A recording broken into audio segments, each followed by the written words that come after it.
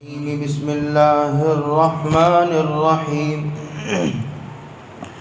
من أجل ذلك كتبنا على بني إسرائيل أنه من قتل نفسا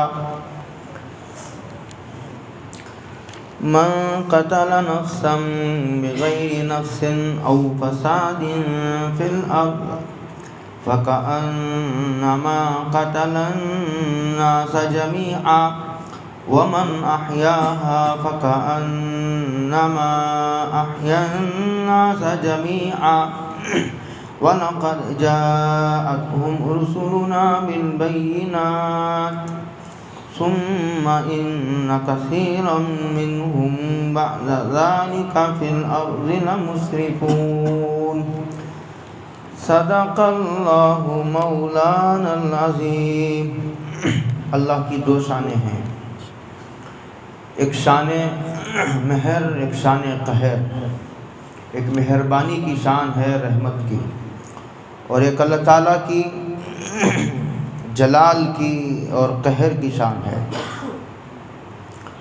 بعض احکامات اللہ تعالیٰ کی رحمت کا تقاضے کی وجہ سے، اور بعض احکامات اللہ تعالیٰ کی صفت جلال کہیے، صفت قہر کہیے، اس کے تقاضے کی وجہ سے اسی کا اثر۔ دو قسم کے احکامات ہیں۔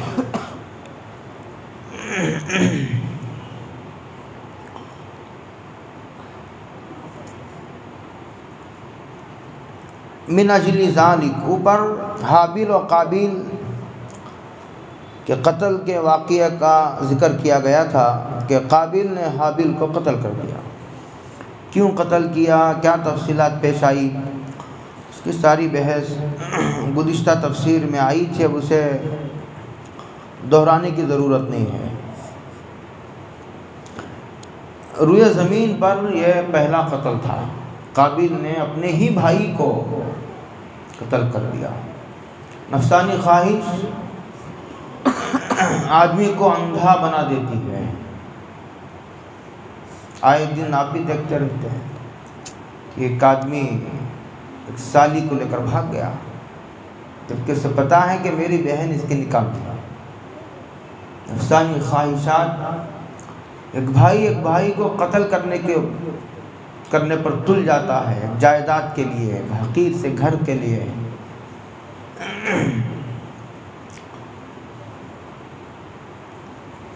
یہ ساری چیزیں ایک انسانی احترام کے نہ پائے جانے کی وجہ سے، کہ اسے پتہ نہیں ہوتا کہ ایک انسان کا کیا احترام ہے۔ آدمی مرنے کے لیے تیار ہو جاتا ہے۔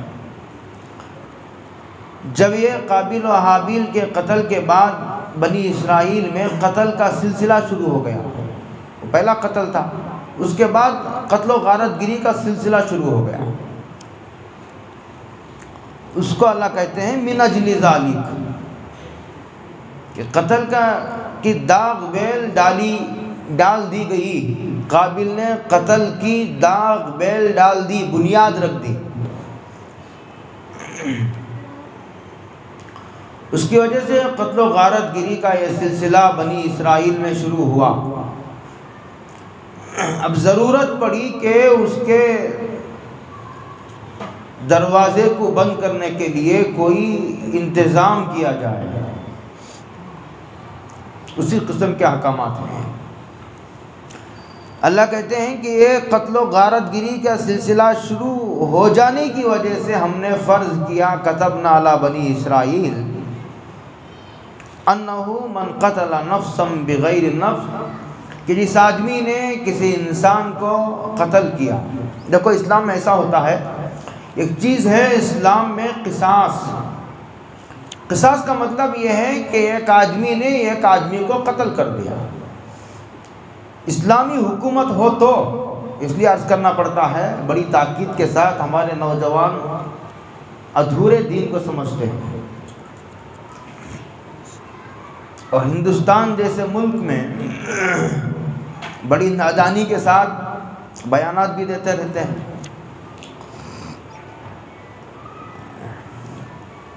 اور پھر تفصیلات کا لحاظ کیے بغیر وہ اس قسم کے غیر دانشمندانہ اقدامات بھی کرتے رہتے ہیں اور ایسی نادانی کی حرکتیں کر بیٹھتے ہیں کہ جس سے ذمہ داروں کو جواب دہ ہونا پڑتا ہے۔ یہ اسلامی حکومت ہو تب کی بات ہے، قانون کو ہاتھ میں لینے کی بات نہیں ہے۔ ایک آدمی نے ایک آدمی کو قتل کر دیا، تو اسلامی حکومت ہو تو اس کا قانون یہ ہے کہ قتل کرنے والے کو قتل کر دیا جائے۔ یہ ہے اس کے دوسرے پارے میں جب اس قسم کی آیات آئی تھی وہاں تفصیل سے کلام کیا گیا تھا۔ چپ جوڑ لگانے کے لیے میں بول کر آگے بڑھ رہا ہوں۔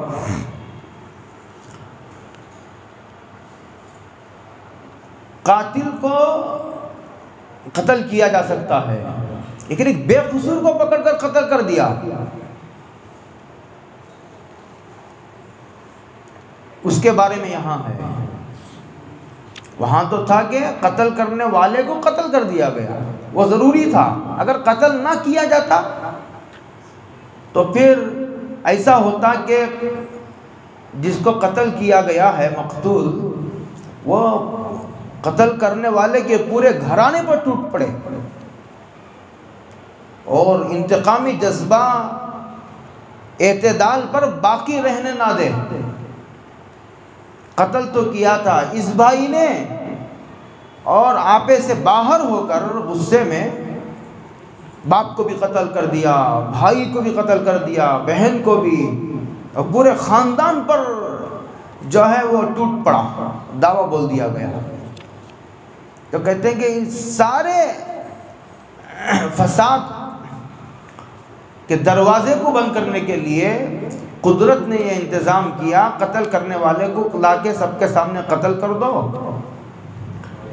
تو ایک تو مقتول کے گھرانے اور خاندان والوں کا غصہ ٹھنڈا ہو جائے، چلو بدلہ لے لیا، غصہ ٹھنڈا ہو گیا۔ اور دوسرا، ایک کے بدلے میں دوسروں کی جانیں جاتی، ایک کے بدلے میں 10 کی بھی جا سکتی ہے، 100 لوگوں کی جانیں بھی جا سکتی تھی، اس کا دروازہ بند ہو گیا۔ اور تیسرا، عبرت حاصل ہو گئی کہ آئندہ قتل نہیں کرنا چاہیے ورنہ مجھے بھی جان سے جانا پڑے گا۔ تو آدمی جلدی ہمت نہیں کرے گا، ایسی جرات اور بے باکی نہیں دکھائے گا، دلیری نہیں دکھائے گا۔ یہ تو وہاں کے احکامات ہیں۔ اس کو تو قرآن کریم نے یہ کہا وَلَكُمْ فِي الْقِصَاصِ، ایک آدمی نے قتل کر دیا تو قتل کرنے والے کو قتل کر دو۔ اس کو کہا وَلَكُمْ فِي الْقِصَاصِ حَيَاةٌ۔ ایسا لگتا ہے بظاہر کہ بھئی ایک کی جان تو گئی، دوسرے کی بھی گئی، ایک کی گئی دوسرے کی بھی گئی، کیا نفع ہوا؟ کہتے نہیں، دوسرے کی جاتی ہے تو جانے دو، دوسرے کی جاتی ہے تو جانے دو، لیکن اس قصاص کے نتیجے میں پورا معاشرہ، پوری سوسائٹی، پورا شہر جو ہے وہ مامون ہو گیا۔ یہیں پر آ کر کے میں وہ بیان کرتا ہوں ہمیشہ، جب اجتماعی و انفرادی مفادات میں ٹکراؤ ہو، ایک طرف تو ایک آدمی کا ذاتی فائدہ ہے اور ایک طرف پوری ملت کا فائدہ ہے، تو اسلام کا، قرآن و حدیث کا، کتاب و سنت کا یہ اصول ہے کہ اجتماعی مفاد کے لیے انفرادی مفاد کو، ذاتی فائدے کو نظر انداز کر دیا جاتا ہے۔ ایک مرتا ہے تو مرنے دو، سارے لوگ تو بچ جائیں گے۔ وَلَكُمْ فِي الْقِصَاصِ حَيَاةٌ۔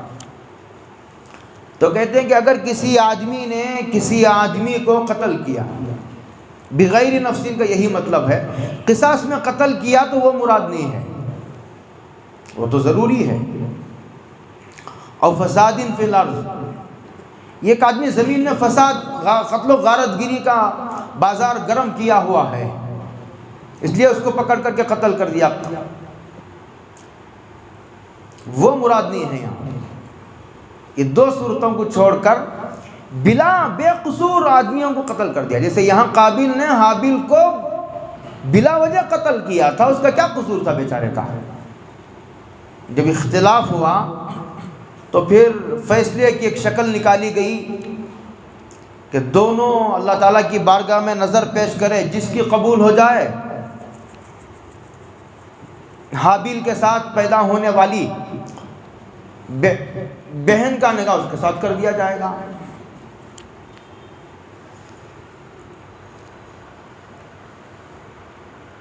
تو بلا وجہ بے قصور بے گناہ کو قتل کرنا ایسا ہے، بے گناہ بے قصور ایک انسان کو قتل کرنا یہ پوری انسانیت کو قتل کرنے کے مترادف ہے، برابر ہے۔ ایک آدمی کو قتل کرنا بھی ایسے ہی ہے جیسے پورے شہر والوں کو آگ لگا دیا کسی نے۔ کیوں؟ اس لیے کہ جو ایک آدمی کو قتل کر سکتا ہے بے گناہ کو، تو جو اس کے اندر کا شیطان ہے، وہ شیطان پورے انسانوں کو بھی اپنے مفاد کے لیے ختم کر سکتا ہے۔ اس کے اندر وہ ایک شر ہے، وہ ایک اس کے اندر ایک وہ جرثومہ ہے، اس کے اندر وہ وائرس ہیں۔ وہ جو وائرس ہیں جس نے ایک آدمی کو قتل کرنے پر اسے آمادہ کیا ہے، جب تک وہ وائرس اس کے اندر باقی رہیں گے تو وہ وائرس کی وجہ سے پورے شہر والوں کو بھی وہ ختم کر سکتا ہے۔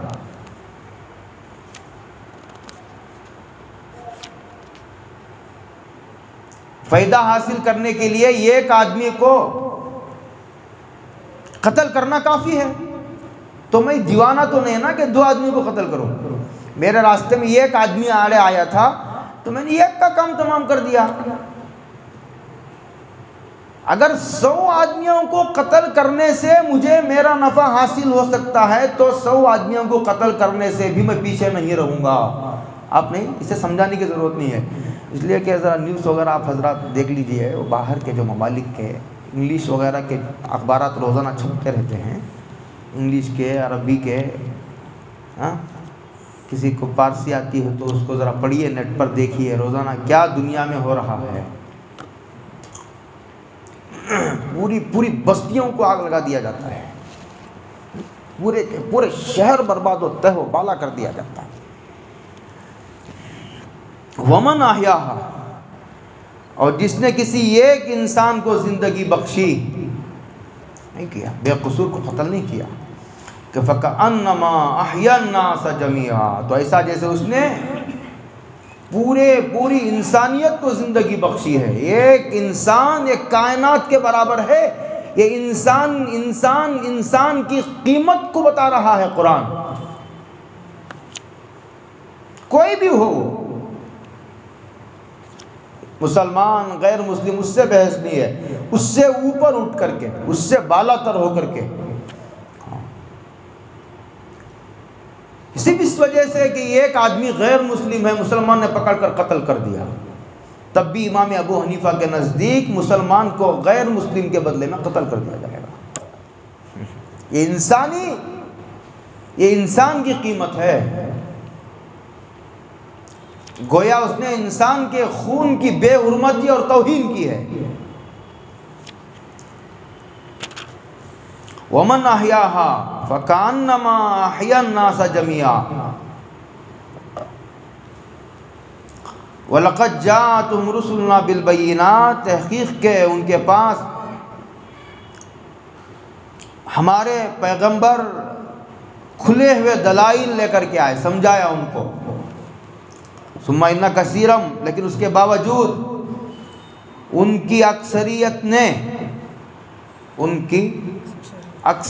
نے انبیاء کے سمجھانے اور ان کے آ کر جانے کے باوجود بھی زمین میں برابر فساد کرتے رہے، برابر فساد کرتے رہتے ہیں۔ جب آدمی ضدی ہو جاتا ہے نا تو علماء انبیاء کی دعوت بھی بے اثر ہو جاتی ہے۔ جب آدمی یہ طے کر لے کہ مجھے کسی قیمت پر نہیں ماننا ہے، جیسے میں ہمیشہ کہا کرتا ہوں، مدرسے میں بعض بچے ایسے آتے ہیں جو طے کر کے آتے ہیں کہ دیکھیں اچھے نہیں پڑھا سکے، اچھے رستم نہیں پڑھا سکے، دیکھیں یہ کیسے پڑھائے گا مجھے۔ ایسا کوئی ضد کر کے بیٹھ جائے، استاد کیا کرے گا بیچارہ؟ جب آدمی ضد پر اتر آتا ہے نا تو انبیاء کی دعوت، قرآن کریم کی طاقت بھی بے اثر ہو جاتی ہے، گھٹنے ٹیکنے پر مجبور ہو جاتی ہے۔ اور اللہ کو بھی کیا پڑی ہے، اللہ جہاں رحمان لوگ اللہ کے رحمان و رحیم ہونے کو ہی جانتے ہیں۔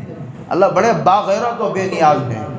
انلزمکموها وانتم لها کارہون، قرآن کہتا ہے کہ تم منہ موڑ کر پیٹھ دکھا کر جاتے رہو اور میں اتنا بے غیرت ہوں کہ ہدایت کو لا کر تمہارے سے چپکا دوں گا۔ مجھے ہی ضرورت ہے نا، تم کو تو ضرورت نہیں ہے ہدایت کی۔ کیسا خطاب ہے یہ، کیسا بے نیازی والا خطاب ہے۔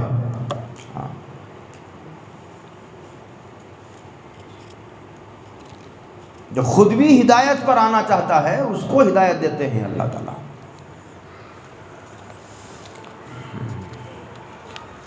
انبیاء کے آنے اور انبیاء کے دلائل دینے کا تقاضا تو یہ تھا کہ وہ ان کے سامنے جھک جاتے، اپنے حالات بدلنے کا فیصلہ کرتے۔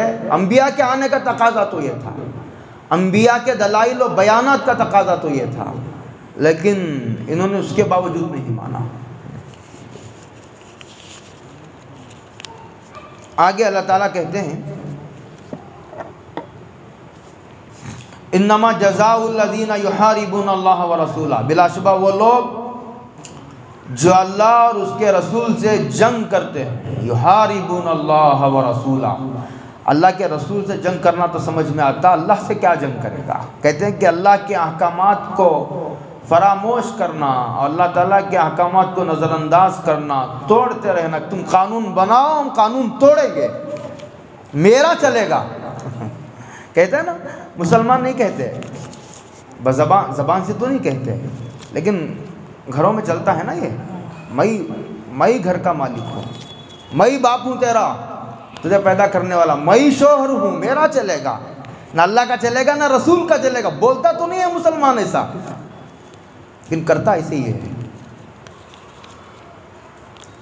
گھر میں بولتا ہے نا، میں کمانا، میں کمانا، میں جمانا، میں شادی کرنا، میں پالنا، میں دوا دارو کا انتظام کرنا، میں کپڑوں کا سواری کا انتظام کرنا، میں شادی کرنا، اور چلے گا دوسرے کا۔ اللہ تعالیٰ کے احکامات کو کہ تم قانون بناؤ، ہم قانون توڑیں گے۔ اللہ کے قانون کے سامنے نہ جھکنا سرکشی ہے۔ کہتے ہیں انما جزاء الذین یحاربون اللہ ورسولہ، بلا شبہ وہ لوگ جو اللہ تعالیٰ اور اس کے پیغمبر سے جنگ کرتے ہیں، ان کے مقابلے میں آتے ہیں، تو ان کی سزا وَيَسَعُونَ فِي الْأَرْضِ فَسَادًا، اور وہ لوگ جو زمین میں فساد کرتے ہیں، فساد پھیلاتے ہیں۔ اللہ کی زمین پر فساد کو اللہ تعالیٰ پسند نہیں فرماتے، ظلم کو پسند نہیں فرماتے، فساد کو نہیں پسند فرماتے۔ حدیث پاک میں ہے، حضرت رسول اللہ صلی اللہ علیہ وسلم نے ارشاد فرمایا الخلق عیال اللہ۔ کیسی پاکیزہ تعلیمات ہیں، دیکھیے یہ الخلق عیال اللہ، ساری کی ساری مخلوق، کوئی بھی ہو، کسی سے کسی مذہب سے بھی تعلق رکھتا ہو، قرآن و حدیث کے کچھ احکامات تو ایسے ہیں جس کا تعلق مذہب سے نہیں انسانیت سے ہے۔ جیسے اگر کوئی بھوکا ہے تو اسلام تقسیم نہیں کرتا کہ یہ دیکھو کہ یہ مسلمان ہے یا غیر مسلم ہے جو بھوکا ہے، یہ جو ننگا ہے یہ مسلمان ہے یا عیسائی ہے، اور یہ جو بیمار پڑا ہے بیچارہ ترس رہا ہے، تڑپ رہا ہے پیسے کے لیے، ڈاکٹروں کی فیس ادا کرنے کے لیے اس کے پاس کچھ نہیں، کنگال فقیر ہے، یہ دیکھو کہ یہ یہودی ہے یا مجوسی ہے۔ اس تقسیم کا اسلام قائل نہیں۔ ان تمام موقعوں پر اسلام یکسانیت کا قائل نہیں، بلکہ سب سے بڑا علمبردار ہے انسانیت کا، بلکہ سب سے بڑا دائی ہے اور بڑا پرجوش دائی ہے اسلام۔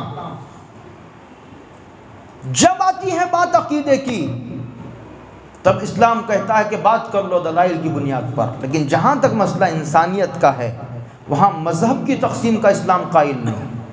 اس بات کو یاد رکھنی چاہیے۔ اسی لیے اسی حقیقت کو حضرت رسول اللہ صلی اللہ علیہ وسلم نے اپنے آخری حجۃ الوداع کے موقع پر یہ فرمایا تھا کہ تم سب کے سب آدم کی اولاد ہو، کلکم لآدم وآدم من تراب۔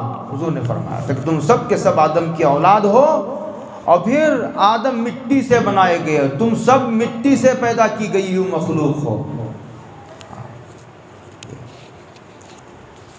اور یہ کہا یا ایھا الناس، اے لوگو، انا خلقناکم من ذکر و انثی، ہم نے تم کو ایک مرد و عورت سے پیدا کیا ہے، وجعلناکم شعوبا و قبائل، خاندان بنائے، برادریاں بنائی ہم نے۔ کیوں بنایا؟ لتعارفوا، تعصب کے لیے نہیں، تعارف کے لیے۔ بھئی ایک ہی آدمی کا پورا شہر خاندان ہو جائے تو شادی میں کسے بلاؤ گے، کسے چھوڑو گے؟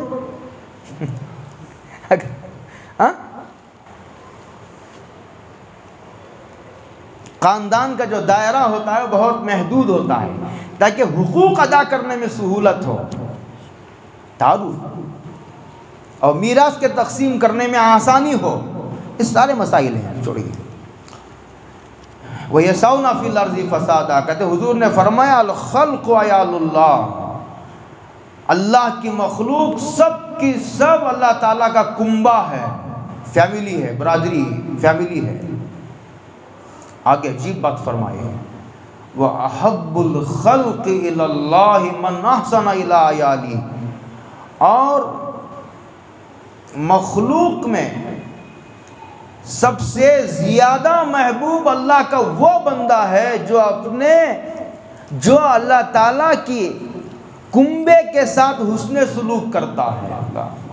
عجیب بات فرمائی، وَأَحَبُّ الْخَلْقِ إِلَى اللَّهِ مَنْ أَحْسَنَ إِلَىٰ عَيَالِهِ، اور مخلوق میں، خلقت میں، خلق خدا میں سب سے زیادہ محبوب اللہ کو وہ آدمی ہے، وہ انسان ہے جو اللہ کی فیملی اور کنبے کے ساتھ حسن سلوک کرتا ہے۔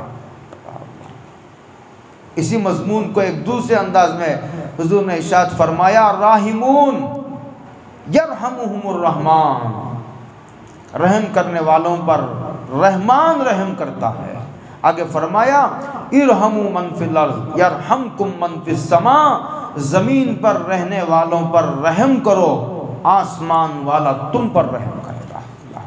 اس کا مطلب اگر اس کو یوں پلٹ کر ترجمہ کیا جائے، اگر تم یہ چاہتے ہو کہ تم پر رحم کیا جائے، اگر تم یہ چاہتے ہو تو تم کو اللہ کی مخلوق پر رحم کرنا پڑے گا۔ اللہ کی مخلوق پر رحم کرنا اللہ کی رحمت کو اپنی طرف متوجہ کرنے کا سب سے طاقتور اور مؤثر ترین ذریعہ ہے۔ کیسا دو دو چار کی طرح قرآن کریم گفتگو کر رہا ہے۔ وَيَسْعَوْنَ فِي الْأَرْضِ فَسَادًا، اور لوگ جو زمین پر فساد کرتے ہیں، حدیث تو یہ کہتی ہے کہ یہ ایک انسان ایک کائنات کے برابر ہے، ایک انسان کی قیمت ایک کائنات کے برابر ہے۔ انسانی احترام کی قیمت کو بتایا، انسان کی قیمت کیا ہے۔ آج انسان کا خون پانی سے بھی زیادہ سستا اور ارزاں ہو گیا۔ تو کیا کہتے ہیں جو زمین پر فساد کرتے ہیں، اَن يُقَتَّلُوا، ان کی سزا یہ ہے کہ ان کو قتل کر دیا جائے، او يُصَلَّبُوا، یا یہ ہے کہ ان کو سولی پر چڑھا دیا جائے، او تُقَطَّعَ أَيْدِيهِمْ وَأَرْجُلُهُمْ مِنْ خِلَافٍ، یا نہیں تو سیدھا ہاتھ اور بایاں پیر اس کو کاٹ دیا جائے، او يُنْفَوْا مِنَ الْأَرْضِ، یا ان کو جلا وطن کر دیا جائے یا قید کر دیا جائے۔ ذَلِكَ لَهُمْ خِزْيٌ فِي الدُّنْيَا، یہ تو ان کی دنیا میں ذلت ہے، یہ تو ان کی دنیا میں سزا اور ذلت ہے۔ آخرت میں وَلَهُمْ فِي الْآخِرَةِ عَذَابٌ عَظِيمٌ، آخرت میں تو بہت بڑا عذاب ہے، عذاب عظیم نے فرمایا۔ اگر کوئی جماعت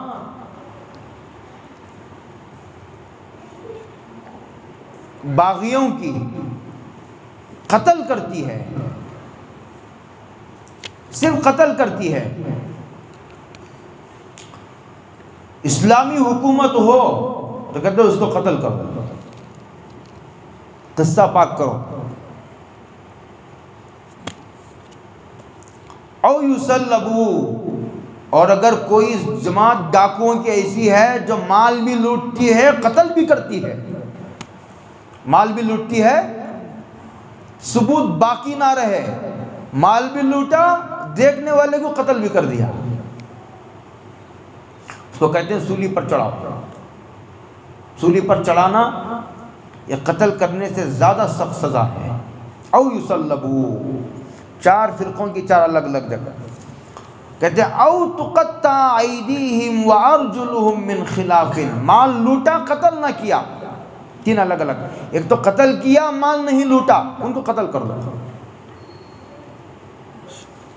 ایک یہ ہے کہ قتل بھی کیا مال بھی لوٹا، ان کو سولی پر چڑھا دو۔ کہتے ہیں او تقطع ایدیہم وارجلہم من خلاف، ایک نے مال لوٹا قتل نہیں کیا، اس کو کہتے ہیں کہ سیدھا ہاتھ یہاں سے، سیدھے ہاتھ میں طاقت زیادہ ہوتی ہے عموماً، اور بایاں پیر ٹخنے سے کاٹ دو، کاٹنے کا حکم ہے، کاٹنے کے بعد فوراً جوڑنے کوئی منع نہیں ہے، کاٹ دو اتنی ہی سزا ہے۔ یہ ایسا نہیں کہ کاٹنے کے بعد جوڑنے بھی مت دو، ایسا نہیں، کاٹنے کے فوراً بعد ڈاکٹر کے پاس گیا اور کاٹا ہوا ہاتھ جوڑ دیا سرجری کر کے، اور کاٹا ہوا پیر جلدی اسے جوڑ دیا، اس کو کوئی ٹائم ہوتا ہے، اس کے اندر اگر جاؤ تو آسانی سے کام ہو جاتا ہے، خون جلدی بند کرو، اس کے بعد فوراً جو ہے کچھ اس کا انتظام کرو، وہ منع نہیں ہے۔ تین ہو گئے، او ينفوا من الارض، اور یہ ہے کہ قتل کرنے جو ڈاکہ ڈالنے کا ارادہ رکھتا تھا لیکن اپنے ارادے میں کامیاب نہیں ہو سکا، صرف ارادے میں تھا، تو کہتے ہیں اس کو جلا وطن کر دو، یہ شہر سے نکال کر شہر بدر کر دو اس کو، یہ کہتے ہیں۔ امام ابو حنیفہ رحمۃ اللہ علیہ کہتے ہیں کہ اس کو قید میں ڈالو، اس لیے کہ دوسرے شہر میں بھیجو گے تو وہاں جا کے فساد بچائے گا، یہ موقع نہیں ملا، وہ بھی قتل اور لوٹ مار کے ارادے سے نکلا تھا، موقع نہیں مل سکا، اس لیے اپنے منصوبے میں کامیاب نہیں ہو سکا، یہ الگ بات ہے، ورنہ اگر موقع ملتا، جیسے بعض لوگ گناہ تو نہیں کرتے، گناہ اس لیے نہیں کرتے کہ ان کو موقع ابھی نہیں مل رہا، اگر موقع ملے گا تو جانے نہیں دیں گے موقع کو ہاتھ سے، اگر موقع ملے گا گناہ کا کرنے کا تو تنہائی میں کبھی موقع مل گیا، دوسرے شہر میں چلے گئے، کوئی پہچاننے والا نہیں ہے نا، دل پورا ذوق گناہ، دل گناہ کے جذبات سے بھرا پڑا ہے، ایک موقع ملے گا تو پھر کریں گے، موقع ملے گا تو پھر کریں گے، اسے توبہ نہیں کہتے ہیں، اسے توبہ نہیں کہتے ہیں، موقع ملے گا تو بھی نہیں کریں گے، موقع ملے گا تو بھی، مر جائیں گے تو بھی، اسے کہتے ہیں توبہ، توبہ تو کرا، توبہ کہتے ہیں بچوں کی طرح توبہ کرتے ہیں، نماز کے بعد بوڑھوں کو بھی دیکھو بچوں کی طرح توبہ کرتے ہیں۔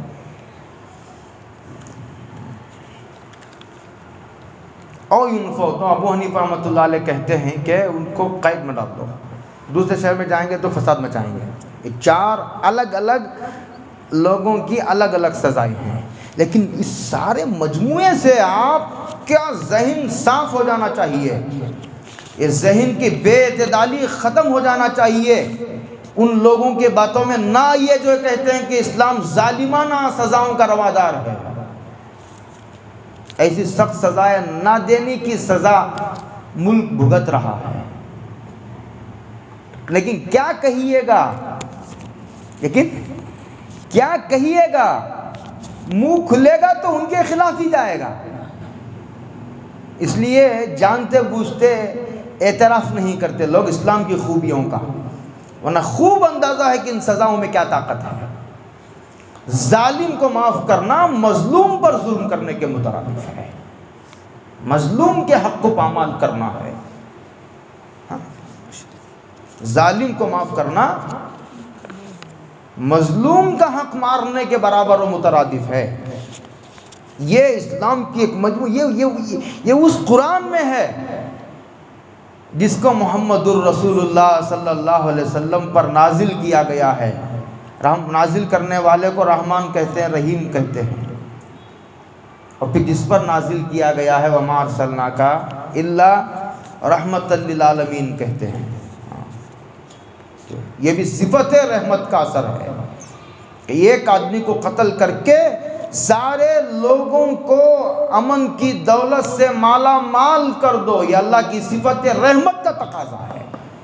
یہ اللہ تعالیٰ کی، اللہ ظالم نہیں ہے، عادل ضرور ہے.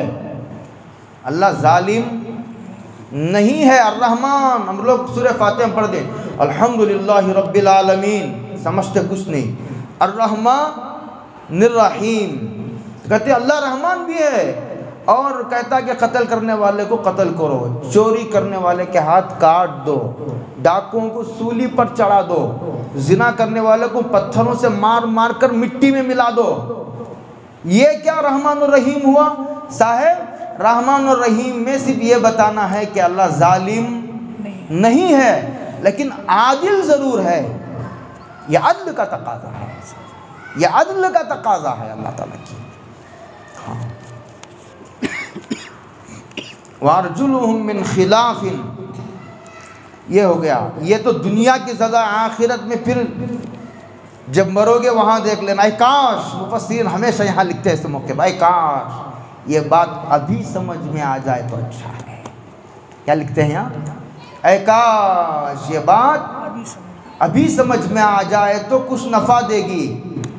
وہاں جا کر سمجھ میں آ گیا، جہاں جانے کے بعد یہاں پھر آنا نہیں ہے تو پھر ایسا سمجھنا کوئی نفع نہیں دے گا. قرآن کہتے ہیں، آگے کہتے ہیں الا الذین تابوا من قبل ان تقدروا علیہم فاعلموا ان اللہ غفور الرحیم. ہم اگر وہ لوگ کہ تمہارے قابو میں آنے سے پہلے انہوں نے توبہ کر لی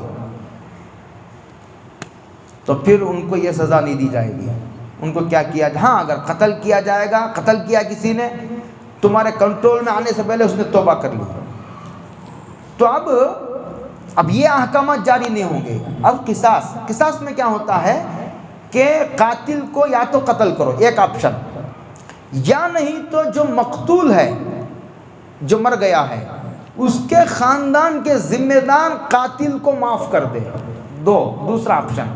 یا نہیں تو پیسے لے کر، اس کو کہتے ہیں خون بہا، پیسے لے لیے بھئی تم 2 کروڑ روپے دے دو، جان گئی ہمارے نوجوان بچے کمانے والے بچے کی، نوجوان کی جان چلی گئی، 2 کروڑ لے کر معاملہ رفع دفع کر دے. 3 آپشن ہیں یہ توبہ کرنے کی صورت میں. ہاں قتل. اور اگر مال لوٹ لیا ہے تو پھر ہاتھ کاٹے تو نہیں جائیں گے لیکن مال لوٹانا پڑے گا، اس لیے کہ اللہ کا حق اللہ معاف کرتے ہیں توبہ سے، لیکن بندوں کا حق نہیں معاف فرماتے. فَاعْلَمُوا، یقین رکھو، ان اللہ غفور، بلا شبہ اللہ تعالیٰ غفور ہیں. یعنی توبہ کر لیا تم نے تو پھر وہ قانون کے مطابق دنیا کا جو قانون ہے اسلامی حکومت کا، عدالت کا، وہ اس کا پروسیجر چلے گا، لیکن اس کا گناہ نہیں ہوگا. وہ تو اللہ نے معاف کر دیا ہے، بہت معاف کرنے والا ہے. اس کے تحت عموماً قاضی بیضاوی نے لکھا ہے کہ کتنی مرتبہ بھی گناہ کرو، شیطان سب سے پہلے گناہ کرانے کی کوشش کرتا ہوں، ایڑی چوٹی کا زور لگا دیتا. کس کا زور؟ ایڑی چوٹی، دیکھیں ایڑی چوٹی کا زور لگا دیتا ہے. اور جب آدمی گناہ کر لیتا ہے تو اب ایک دوسرا حملہ کرتا ہے، اس کو اللہ کی رحمت سے مایوس کر دیتا ہے، اب مایوسی کے راستے سے آتا ہے. اس کو کہا کتنی مرتبہ بھی گناہ کر چکے ہو، نہیں کرنا تھا تمہیں کام، لیکن اگر کر چکے ہو تو اب مایوس ہونے کی ضرورت نہیں ہے، آؤ میرا دروازہ کھلا ہے۔ کمپنیوں میں 10 غلطیاں معاف، 11ویں غلطی کرو گے تو ڈسمس کر دیے جاؤ گے، اللہ کا قانون اس سے بالا تر ہے۔ غفور، قاضی بیضاوی نے لکھا ہے کتنا بڑا بھی گناہ، شرک سے بڑا کیا گناہ ہوگا؟ دنیا کی سب سے بڑی لعنت ہے شرک، شرک بھی کیے ہو، اللہ نے توفیق دی، آؤ کتنا بڑا گناہ کیوں نہ ہو، تمہارا گناہ میری رحمت سے بڑا تو نہیں؟ کیا خیال ہے؟ ہمارا گناہ اللہ کی رحمت سے تو بڑا نہیں؟ صبح کا بھولا شام گھر آ جائے تو اسے بھولا ہوا نہیں کہتے ہیں، تو کہتے ہیں غفور بہت اچھا، چلو معاف کر دیا، لیکن نعمتوں کے سلسلے کو بند کر دو، راشن بند کر دو سالے کا، مستی ٹوٹے گی۔ کہتے نہیں رحیم، نعمتوں کے سلسلے کو ہم جاری کر دیں گے، چل معاف بھی کر دیا۔ اگر یہ کہتے کہ معاف کر دیں گے لیکن نعمتوں کے سلسلے کو بند کر دو، مالدار ہے تو غریب بنا دو سالے کو، مستی تو ناک کے راستے سے مستی، مالدار اگر اچانک غریب ہو جائے، کنگال ہو جائے تو ساری مستی ناک کے راستے سے نکل جائے گی۔ معاف کر دیا لیکن صحت چھین لو، بیمار کر دو سالے کو، بستر پہ پڑا ڈال دو، نہیں معاف بھی کر دیں گے، نعمتوں کے سلسلے کو جاری بھی رکھیں گے۔ یہ کہا غفور رحیم، لیکن توبہ کرے تب نا۔ آگے کہتے ہیں یا ایھا الذین آمنوا اتقوا اللہ، اے ایمان والو، اے ایمان والو اللہ سے ڈرو۔ تقوی پوری شریعت پر عمل کرنے کا مختصر عنوان ہے، پوری شریعت پر عمل کرو، ظاہر و باطن، انفرادی، اجتماعی، جلوت خلوت کے جو احکام، ہر شعبے کے جو جو احکام ہیں، چہرے کے، لباس کے، اندر کے، باہر کے، انفرادی، اجتماعی، سیاسی معاملات سے متعلق، کاروبار، لین دین، اخلاق، عقائد، عبادات، جو جو تفصیلات ہیں ان کو معلوم کرو پہلے۔ ہاں اتقوا اللہ، معلوم ہوگا تو نہ عمل کریں گے، تو علم کی ضرورت ثابت ہوتی ہے، معلوم ہوگا تو نہ عمل کرو گے، جائز کیا ناجائز کیا۔ اللہ سے ڈرو، یہی وہ ایک چیز ہے جو تمہیں تنہائیوں میں بھی گناہوں سے بچا سکتی ہے۔ اللہ سے ڈرو، اور تقویٰ ہاں ہونا، تقویٰ یہاں ہوتا ہے۔ وابتغوا، میں ہمیشہ کہا کرتا ہوں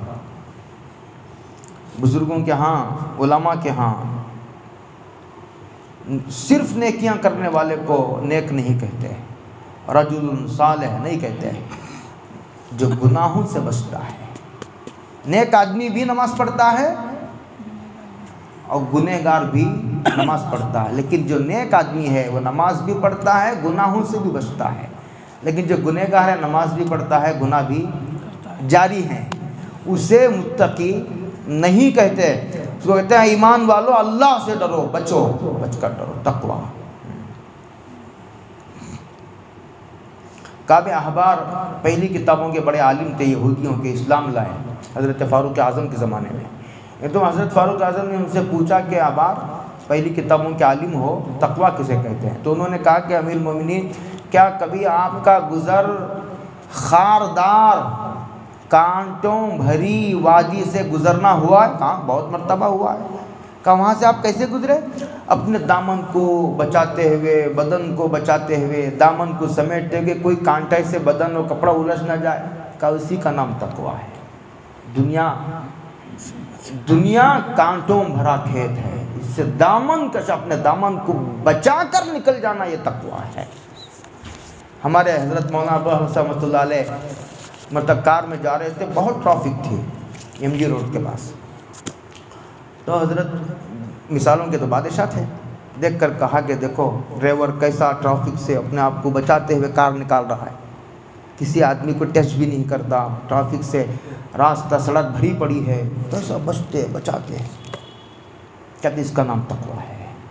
یہ آدمی گناہوں کے کانٹے ہیں، کوئی کانٹا آنکھ میں چبھنے والا، کوئی کان میں چبھنے والا، کوئی دل میں چبھنے والا، کوئی شرمگاہ میں چبھنے والا کانٹا، اس سے بچ کر، اس سے اپنے آپ کو بچا کر نکل جانا، یہ تقویٰ ہے۔ وابتغوا الیہ الوسیلہ، اور اللہ تعالیٰ کا قرب، الوسیلہ سے مراد جمہور مفسرین کے نزدیک، یاد رکھو میری ایک بات،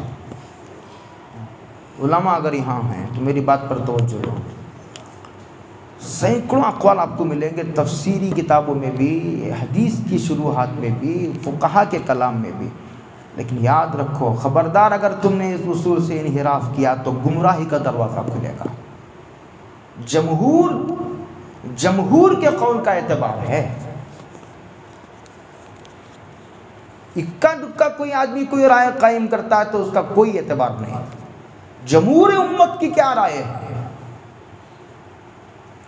اس کو مضبوط. میں نے وَاعْتَصِمُوا بِحَبْلِ اللَّهِ جَمِيعًا کہ بحبل اللہ سے کیا مراد ہے، میں نے بڑی تفصیل سے وہاں کلام کیا تھا. کہتے ہیں الوسیلہ سے مراد یہاں قرب خداوند، اللہ کا قرب حاصل کرو، اور قرب حاصل کرنے کا طریقہ طے ہے، وہ اعمال ہیں. اعمال وہ وسیلہ مراد نہیں جو بزرگوں کا وسیلہ، حضور کا وسیلہ، وہ بھی غلط نہیں ہے. میں اب نہیں جاتا اس بحث میں، صرف اشارہ دیتا ہوں کہ اہل سنت والجماعت کے نزدیک وسیلہ دینا، یعنی وسیلے سے مراد یہ ہے کہ کسی کے اپنے عمل کا حوالہ دینا یا انبیاء کا حوالہ دینا کہ اللہ حضور کی برکت سے دعا قبول کر دے. کسی جو ہے وہ اللہ تعالیٰ کے نیک پرہیزگار بندے کا حوالہ دینا یا اپنے کسی عمل کا حوالہ دینا، وہ تو حدیث میں ثابت ہے. صحیح ترین روایت میں سارا مضمون ہے. میں ادھر نہیں جاتا. پھر اس میں تفصیلات بھی ہیں، اپنے وہاں شرائط بھی ہیں، تفصیلات بھی ہیں. لیکن بہرحال وہ وسیلہ یہاں مراد نہیں. اعمال کچھ نہ کرو، بزرگوں کا دامن، خواجہ کا دامن نہیں چھوڑیں گے. خواجہ کی عظمت سر آنکھوں پر، خواجہ کا تقدس سر آنکھوں پر، لیکن عمل وہ کرو جو خواجہ نے کیا. ایک مرتبہ بہت پہلے کی بات ہے، حضرت نظام الدین اولیاء خواجہ اجمیری کی میں نے سیرت بیان کی تھی. بہت مختصر، صحیح باتیں بہت مختصر کتابوں میں ان کی بہت مختصر چیزیں معتبر ملتی ہیں ان کی. بالکل وہ وسیلہ مراد ہے. باقی حضرت رسول اللہ صلی اللہ علیہ وسلم کا وسیلہ دینا وہ تو ہے، صحابہ سے مروی ہے. پھر خود حضرت فاروق اعظم نے ایک مرتبہ حضرت چچا جو زندہ تھے حضرت عباس، بارش نہیں ہو رہی تھی تو ان کا حوالہ دے کر کہ اللہ تیرے نبی کے چچا ہیں، ان کی برکت سے بارش نازل فرما. فاروق اعظم کا مشہور اثر ہے جو سند کے اعتبار سے محدثین نے اسے معتبر مانا ہے. وہ ایک الگ بحث ہے. لیکن یہاں وہ وسیلہ مراد نہیں. یہاں اللہ کا قرب حاصل کرو. قرب حاصل کرنے کا طریقہ طے شدہ ہے کہ اعمال اختیار کرو اس کے مطابق جس کی تفصیلات حضرت رسول اللہ صلی اللہ علیہ وسلم نے بیان کی ہے. وَجَاهِدُوا فِي سَبِيلِهِ، وَجَاهِدُوا فِي سَبِيلِهِ، اور اللہ تعالیٰ کے راستے میں جہاد کرو. پتہ چلا ضرورت پڑنے پر ظالموں کے کمر کو، طاقت کو توڑ دینے کے لیے، فساد کو دنیا سے ختم کر کے انسانیت کو امن و امان کی دولت سے مالا مال کر دینے کے لیے اگر آدمی جہاد کرتا ہے تو وہ انبیاء کا طریقہ ہے. ملک حاصل کرنے کے لیے، اپنے زمین کے رقبے کو بڑھانے کے لیے اگر آدمی جو ہے قتل و غارت گری کے بازار کو گرم کرتا ہے تو وہ جہاد نہیں. اس وجہ سے کہ اللہ کا کلمہ بلند ہو، فساد ختم ہو، ظلم ختم ہو دنیا سے، قتل و غارت گری کا بازار ختم ہو، وہ جہاد. وجاہدوا فی سبیلہ، بعد اس کو عام مانو جہاد کہتے ہیں اپنی پوری طاقت کو جھونک دینا. اتنی طاقت کہ اس کے بعد تمہارے پاس طاقت کا کوئی حصہ باقی نہ رہے. عربی زبان میں جہدن اسے کہتے ہیں. اتنی طاقت کہ اس کے بعد طاقت کا کوئی حصہ تمہارے پاس باقی نہ رہے، اسے کہتے ہیں عربی زبان میں جہاد. چونکہ جہاد میں آدمی اپنی پوری طاقت کو جو ہے وہ پوری طاقت کو داؤ پر لگا دیتا ہے. جاہدو، جہاد انبیاء کا طریقہ ہے. جہاد کا انکار یہ گمراہی ہے. ہندوستان میں سب سے پہلے قادیانیوں نے انگریزوں کے کہنے کی وجہ سے جہاد کے خلاف کتاب لکھی تھی. یاد رکھیے اس بات کو. میں ادھر نہیں جاتا، چھوڑیے اسے. وجاہدوا فی سبیلی، اللہ تعالیٰ کے راستے میں جہاد کرو. پتہ چلا کہ جہاد یہاں اگر عام معنی مراد لیں گے تو یہ ہے کہ نیک، ایک تو اللہ تعالیٰ کے قرب حاصل کرو اعمال کے ذریعے، اور اعمال میں اپنے آپ کو تھکا دو. پتہ چلا کہ یہی نیک لوگوں کا، متقی پرہیزگاروں کا طریقہ یہ ہے کہ وہ صرف فرائض، واجبات اور سنن مؤکدہ پر اکتفا نہیں کرتے، بلکہ دن کا اور رات کا ایک بڑا حصہ اور اپنی طاقت کا ایک بہت بڑا حصہ وہ اللہ کا قرب حاصل کرنے میں لگا دیتے ہیں.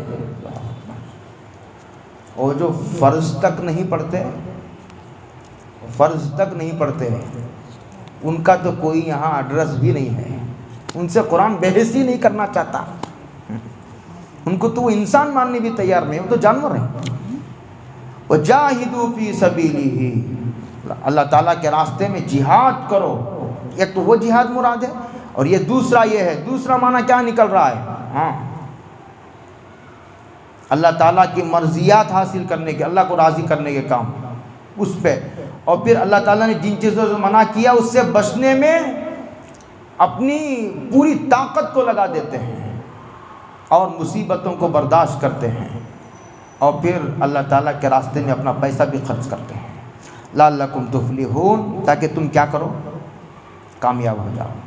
لعلکم تفلحون، یہی فلاح. اور فلاح عربی زبان کا کیسے جامع ترین لفظ ہے کہ اردو کا دامن بہت تنگ ہے. فلاح کے لفظ کا ترجمہ کرنے کے لیے اردو زبان میں کوئی لفظ موجود نہیں ہے. اردو جیسے سمت کے لفظ کے ترجمے کے لیے موجود نہیں ہے. اور بھی بہت سارے الفاظ عربی کے ایسے ہیں، ایسے جامع معنی اردو زبان میں اس کا ٹھیٹ ترجمہ کرنے کے لیے ہمارے پاس ڈکشنری میں کوئی لفظ نہیں ہے، تاکہ تم دنیا و آخرت کی بہبودی، فلاح و بہبودی حاصل کر سکو. لعلکم، مجھے یاد آتا ہے صدیق اکبر کا وہ تاریخی جملہ جو خلیفہ بننے کے بعد سب سے پہلا خطبہ ممبر پر کھڑے ہو کر کے انہوں نے یہ دیا تھا کہ لوگوں اگر جہاد ترک کر دو گے تو ذلیل ہو جاؤ گے. اس کو اپنے پس منظر میں، اپنے محل پر وہ جوڑ کر سمجھنے کی ضرورت ہے. تم پھر یہاں سے اٹھ کر کے ان الذین کفروا، بلا شبہ لوگ جو کافر ہیں ان کے بارے میں قرآن یہ کہتا ہے کہ چلو اگر جہاد میں ناکامی ہو گئی تب بھی کامیابی ہے. اس لیے کہ جب کسی کے قسمت میں شہادت ہوتی ہے تو سامنے والے کو غلبہ دینا ضروری ہے. سامنے والے کو غلبہ دیے بغیر اس کو مقام شہادت تک پہنچانا ممکن نہیں ہے. اللہ کا حکم پورا کرنا ہی کامیابی ہے. چاہے حکم پورا کرتے کرتے باقی رہے، چاہے جام شہادت نوش کر لو.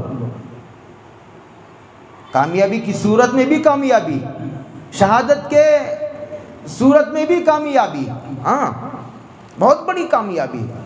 حدیث میں آتا ہے وہ واحد نوجوان ہے شہید جو جنت میں جانے کے بعد بھی دنیا میں واپس آنے کی تمنا کرے گا، اور یہ کہے گا میں دنیا پھیر دیجئے اور مجھے پھر مقام شہادت عطا فرمائیے. کتنا مزہ آیا ہوگا کہ جنت کی نعمتوں میں جانے کے بعد بھی اسے شہادت کے وقت کا مزہ ذہن سے نہیں نکلا. کہتے ہیں کہ اگر ہار گئے، کہتے ہیں ان الذین کفروا لو ان لهم ما فی الارض جميعا ومثله معه لیفتدوا به. تو اب کافروں کو یہ حکومت حاصل ہو جائے گی. کہتے ہیں کہ حکومت تو حکومت، پوری زمین کے اندر جو کچھ ہے اس کا دگنا بھی اگر تمہارے پاس ہو اور تم وہاں آؤ میدان محشر میں، وہ پھر یہ دنیا سے دگنا. پوری دنیا کتنی بڑی ہے اور دنیا کے اندر کیا کیا ہے تم حساب لگا لو. اس کا ڈبل، دگنا. قیامت میں وہ دو دنیا کے بقدر سونا چاندی خزانے دے کر کے اگر عذاب سے چھٹکارا پانا چاہے تو ممکن نہیں. اس لیے کہ وہاں پیسے کی قیمت نہیں، اعمال کی قیمت ہے. اس کو کہتا ہے ٹھیک ہے ہار گئے تو کیا ہوا، ہار گئے تو بھی 5 انگلیاں بلکہ 10 کے 10 انگلیاں گھی میں. بظاہر ناکامی ہے، شہادت بظاہر ناکامی ہے، ورنہ تو بہت بڑا مقام ہے مقام شہادت. حضرت فاروق اعظم باقاعدہ دعا کرتے تھے اللہ مقام شہادت عطا فرما اور تیرے نبی کے شہر میں مجھے موت عطا فرما. حضور نے فرمایا تھا کہ جو آدمی مکے میں مدینے میں مرے گا اللہ قبر سے مامون اٹھائیں گے. صحیح روایت ہے. فلا حساب علیہ ولا کتاب، حساب کتاب بھی نہیں ہوگا، کچھ نہیں، جا نہ عذاب نہ حساب و کتاب ہوگا مکے اور یا مدینے میں مرنے والے کے لیے. ہاں ابھی میں کہیں گیا تھا عمرے کا بیان کرنے کے لیے حج کا بیان کرنے جاتا تو عمرے کا بیان بھی ہو رہا. تو اس میں نے کہا حضرت فاروق اعظم و صدیق اکبر کے بارے میں کسی نے پاکستان پڑوسی ملک نے پڑوس ملک کے کسی شاعر نے بہت اچھا کہا، مجھے بہت پسند آیا.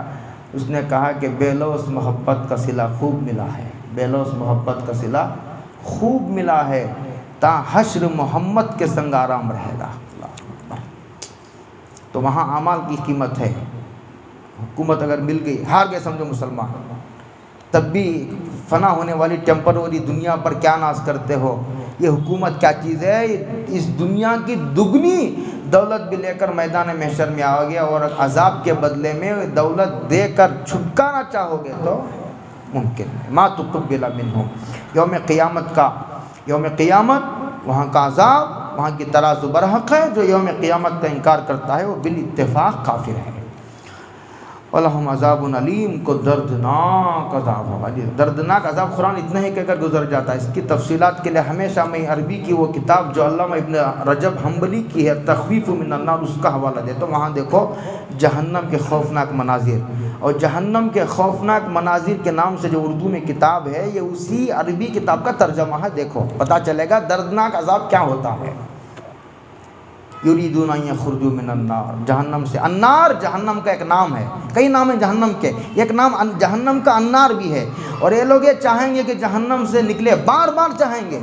کبھی جاتے ہیں اندر، پھر 2-4 منٹ کے بعد پھر خیال ہوتا گا، پھر آئیں گے باہر نکلنے کے لیے. وما ہم بخارجین منہا، لیکن کبھی بھی وہ اپنے اس ارادے میں کامیاب نہیں ہو سکیں گے. وَلَهُمْ عَذَابٌ مُقِيمٌ، ہمیشہ ہمیشہ کا عذاب، زندگی بھی ہمیشہ کی، عذاب بھی ہمیشہ کا.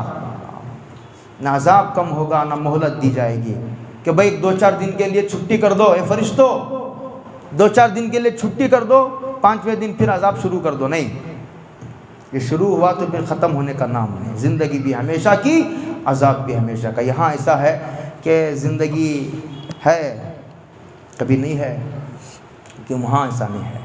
جو جہنم میں گیا کافر وہ ہمیشہ کے لیے جہنم. موت نے لا یموت فیہا ولا یحیا، موت کی بھی موت کہیں گے اے اللہ اس عذاب سے بہتر ہے موت دے دے. اللہ کہیں گے لا یموت فیہا ولا یحیا، موت نہیں.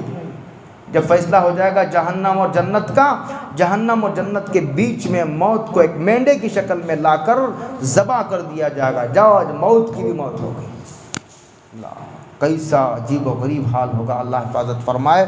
وآخر دعوانا الحمدللہ.